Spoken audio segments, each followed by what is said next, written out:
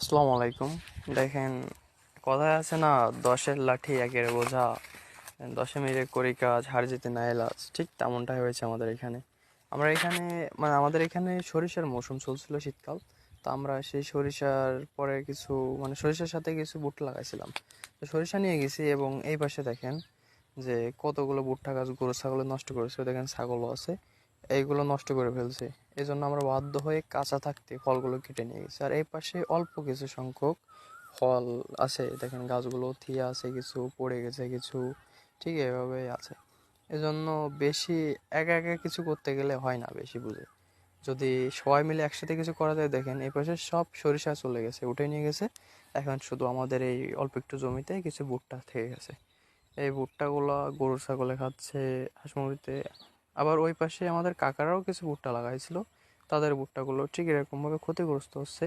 তবে আমাদেরটা একটু বেশি হচ্ছে, কারণ আমাদের এইখানে যাওয়ার সময় ছাগল গরু এই পাশটা যায়, আসার সময় যায়, কারণ আমাদের আছে রাস্তার পাশে করা। এই জন্য দেখেন ভুট্টাগুলো সাইজ ভালো, আলহামদুলিল্লাহ অনেক ভালো হয়েছে, কিন্তু ছাগল গরুর জন্য সে নষ্ট হয়ে যাচ্ছে।